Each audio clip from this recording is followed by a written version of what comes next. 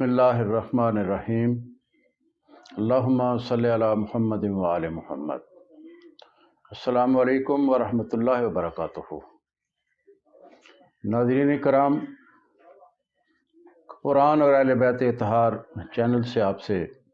مخاطب ہے۔ قرآن مجید کی سورہ آل عمران کی آیت نمبر 139 ہے۔ بسم اللہ الرحمن الرحیم۔ ولا تہنوا ولا تحزنوا وانتم الاعلون ان کنتم مؤمنین۔ اس آیہ وفی ہدایہ میں اللہ بزرگ و برتر ایک اصول ہمارے لیے بیان فرما رہے ہیں۔ امت محمدیہ علیہ الصلاۃ و تسلیم سے مخاطب ہیں کہ تمہیں ڈرنے کی اور غمگین ہونے کی، دکھی ہونے کی کوئی ضرورت نہیں ہے۔ تم ہی غالب رہو گے اگر تم، یعنی بنیادی اس کی شرط یہ ہے آپ کے غلبے کی، امت محمدیہ کے تسلط کی، اس کے تفوق کی، اس کی بالادستی کی، کہ اگر تم صاحبان ایمان ہوئے، اگر تم حامل ایمان ہوئے، اگر تم مومن ہوئے تو تم ہی غالب رہو گے۔ تمہیں پریشان ہونے کی، ڈرنے کی، خوف زدہ ہونے کی، دکھی ہونے کی، اداس ہونے کی ضرورت نہیں ہے۔ اور یہ گارنٹی، یہ شورٹی، یہ ضمانت کون ہمیں فراہم کر رہا ہے؟ وہ قادر و مقتدر ذات کہ جو اس کائنات کی خالق ہے، جو خالق العالمین ہے، جو رب العالمین ہے، اور جو عالم ہستی ہے، جو سب سے زیادہ عالم ہے، اور جس کے احاطہ علم سے کوئی چیز بھی باہر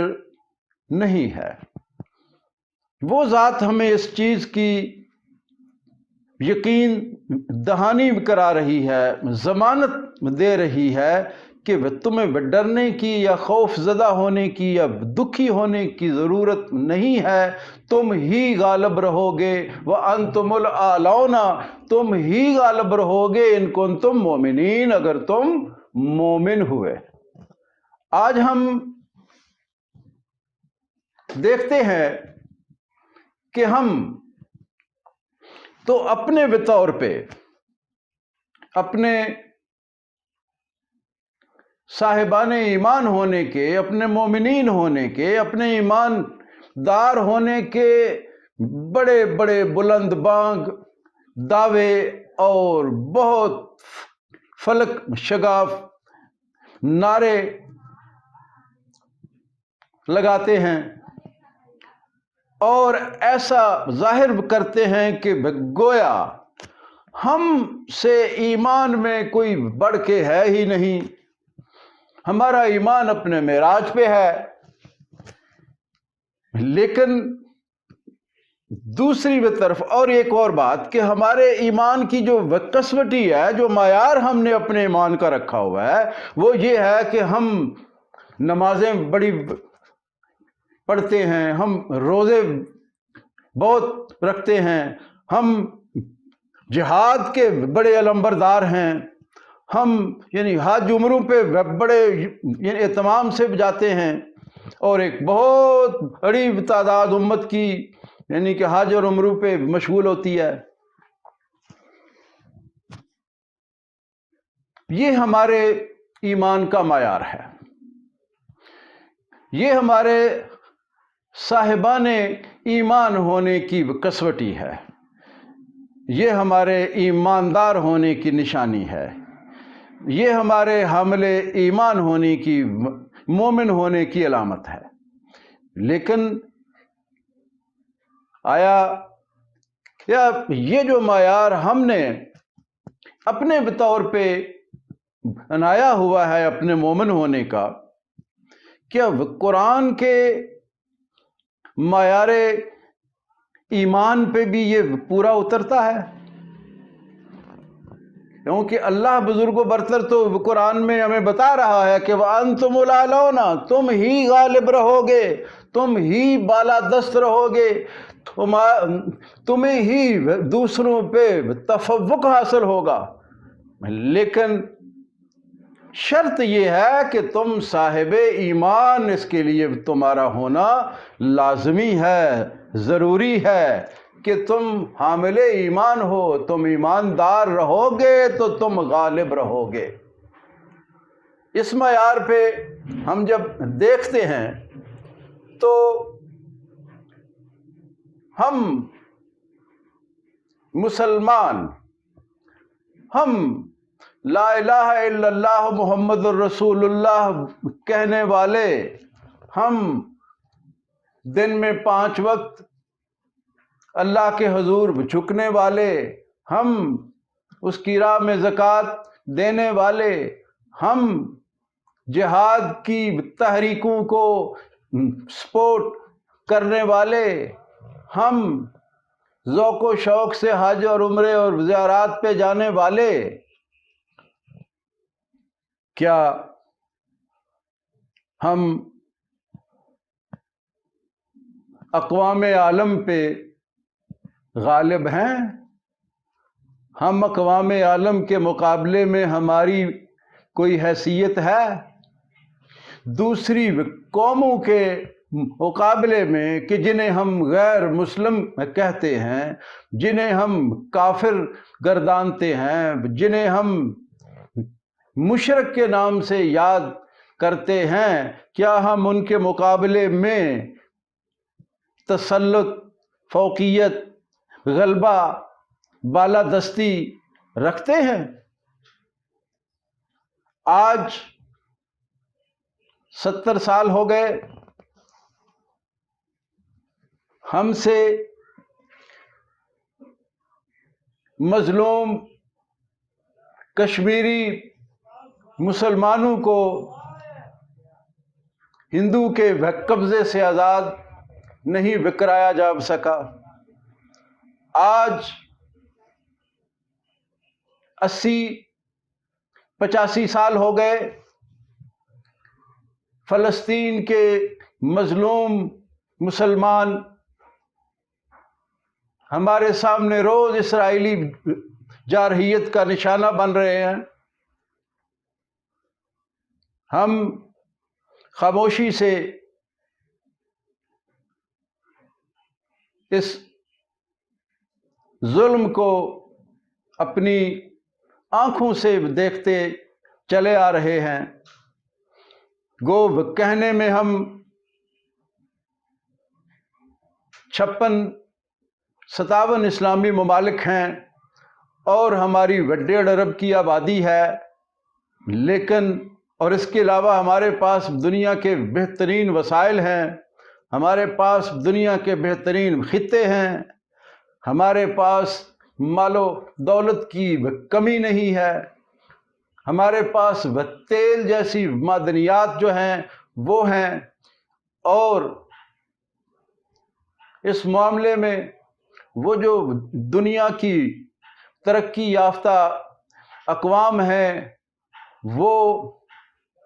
ہماری دست نگر ہیں، لیکن اس کے باوجود ہم اپنے یعنی کہ مسلمان ہونے کے باوجود، ہم اپنے مومن ہونے کے باوجود، ہم اپنے بے شمار قدرتی وسائل اور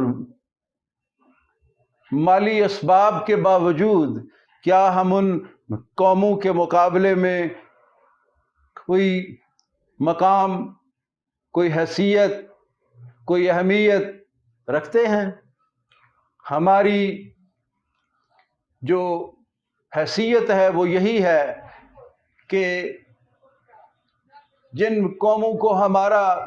دست نگر ہونا چاہیے تھا ہم ان کے بھی دست نگر ہیں۔ ہم امت محمدیہ کے جو دنیا میں 56-57 ممالک کی مالک ہے اور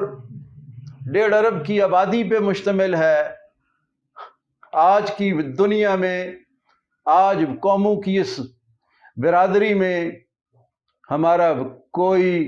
مقام ہی نہیں ہے۔ حال ہی میں ہم دیکھ رہے ہیں کہ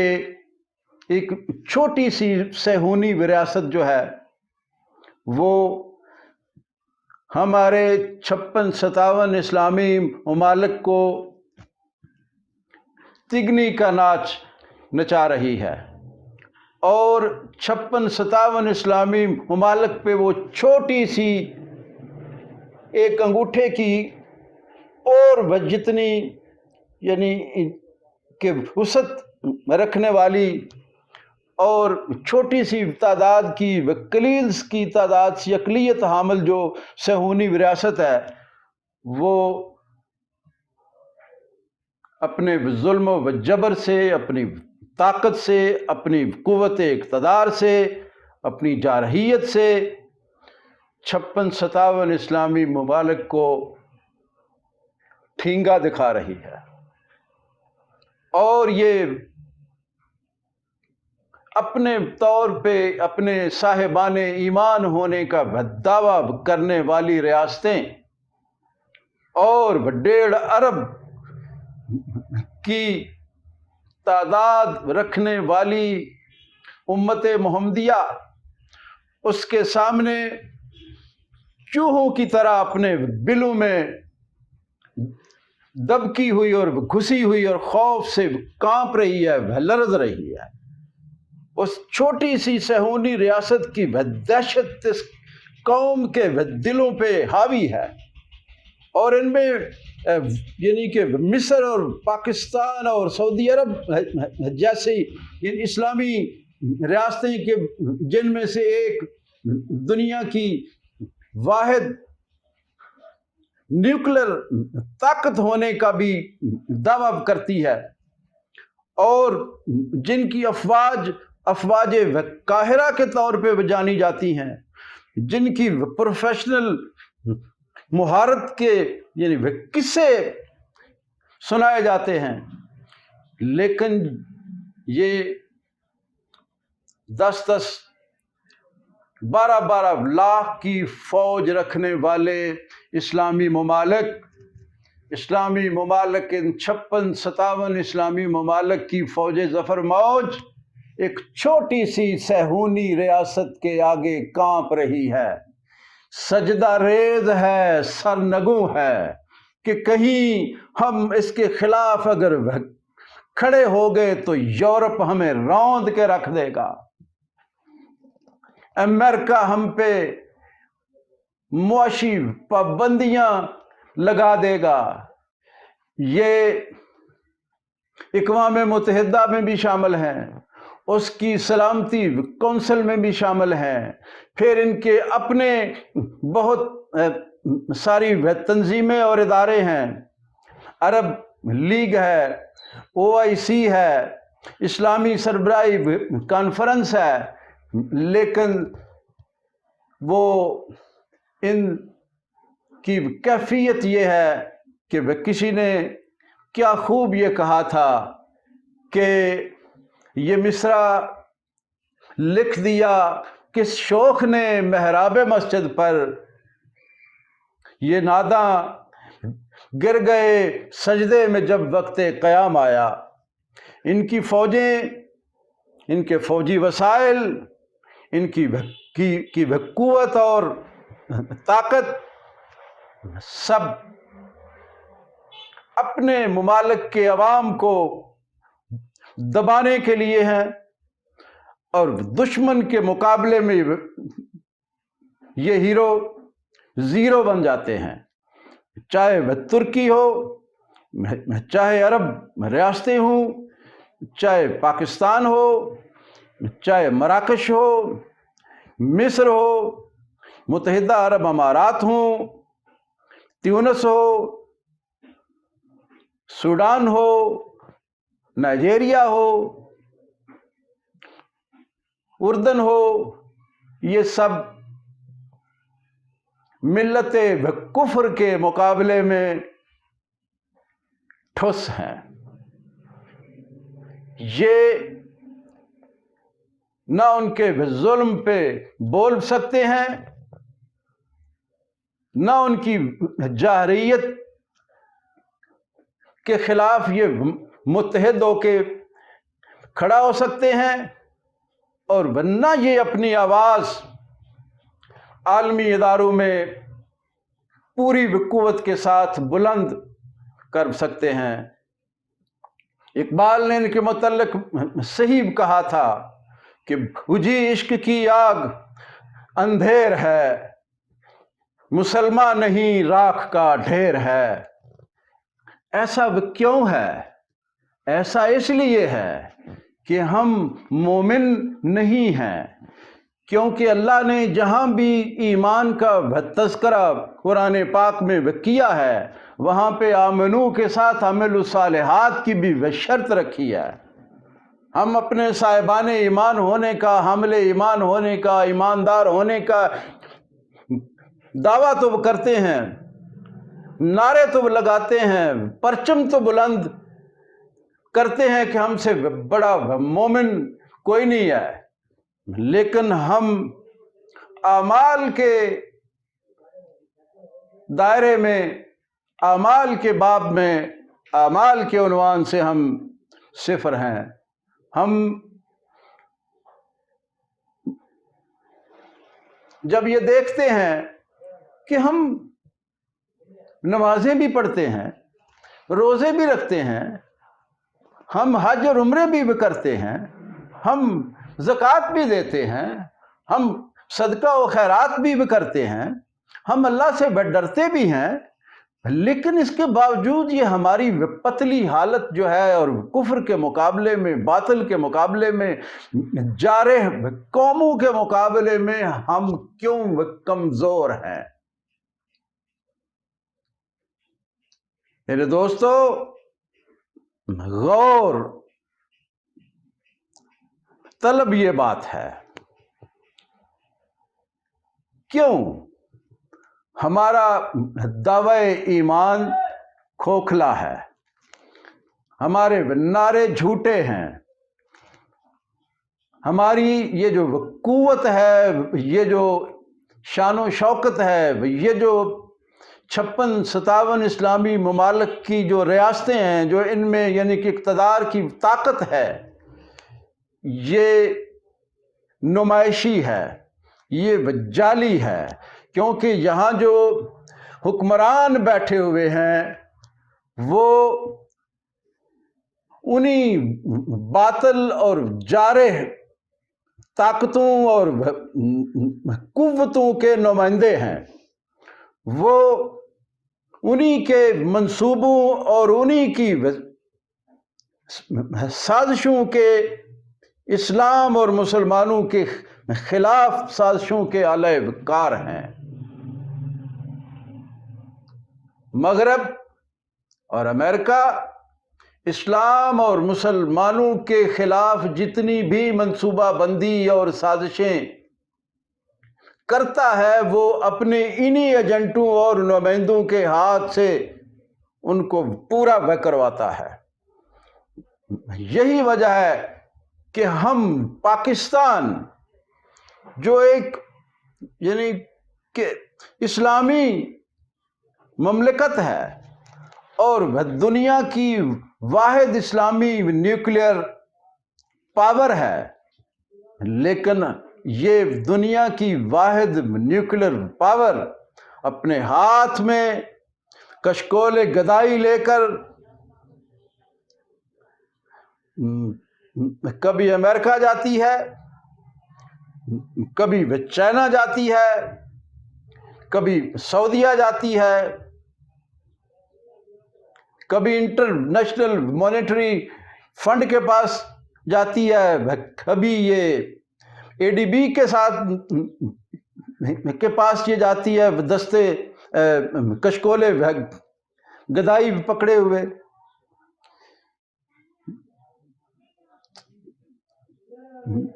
تو یہ ہماری کمزوریاں ہیں، یہ ہماری خامیاں ہیں کہ جن کی وجہ سے ہمارے اندر اسلامی غیرت و حمیت مفقود ہوتی جا رہی ہے۔ ہم نمازیں پڑھتے ہیں، ہم روزے رکھتے ہیں، ہم حج پہ جاتے ہیں، لیکن یہ رسمیں ہم لے کے بیٹھے ہوئے ہیں جو ان رسموں کی روح ہے۔ اللہ تعالیٰ نے ان عبادات کے پیچھے جو فلسفی رکھی ہوئی ہے اور ان عبادات کے ذریعے اللہ تعالیٰ اپنے بندے میں جو کردار کی مضبوطی، استقامت اور صلابت دیکھنا چاہتا ہے، جو پیدا کرنا چاہتا ہے، وہ ہم میں سرے سے مفقود ہے۔ ہم انفرادی حوالے سے بھی اور اپنے یعنی کہ اجتماعی حوالے سے بھی ہم اپنی بطور قوم، پاکستانی قوم، جب ہم اپنا یعنی احتساب جو ہے وہ کرتے ہیں تو ہم اپنے آپ کو کہاں پہ کھڑا دیکھتے ہیں؟ ہمارے اندر ایسی یعنی گنونی برائیاں اور خرابیاں، لعنتیں، خامیاں ہیں کہ ان کا ذکر کرتے ہوئے بھی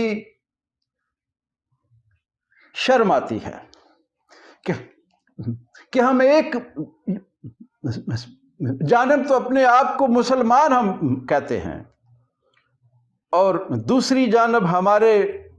کردار کی پستی، ہمارے اخلاق کی مفلسی، ہماری روحانیت کی تہی دامنی اور ہماری اخلاقی اور مذہبی قوت کی محرومی اس قدر زیادہ ہے کہ ہمیں اپنے مسلمان ہونے کا، ہمیں امت محمدیہ صلی اللہ علیہ وآلہ وسلم ہونے کا دعویٰ کرتے ہوئے بھی شرم آنی چاہیے۔ ہم نے اپنے نبی کو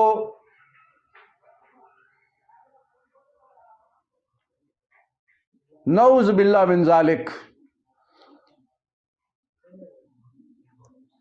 دوسرے انبیاء کے سامنے یعنی کہ وہ شرمندہ کرنے کا ہم نے کوئی دقیقہ فروگزاشت نہیں کر رکھا۔ ہم آج قرآن پاک تو پڑھتے ہیں، لیکن قرآن نے جو ہمیں بتایا ہے ہم نہ اس پہ سمجھتے ہیں، نہ اس پہ عمل کرتے ہیں، نہ اس پہ غور و فکر بھی کرتے ہیں۔ یہ قرآن ہمارے لیے زندگی گزارنے کا اور قوموں کی برادری میں سر بلند ہو کر زندگی گزارنے کا ایک یعنی دستاویزی منشور ہے، پروگرام ہے، نسخہ کیمیا ہے، کلید کامیابی ہے، اثاثہ توقیر ہے، لیکن ہم نے اسے صرف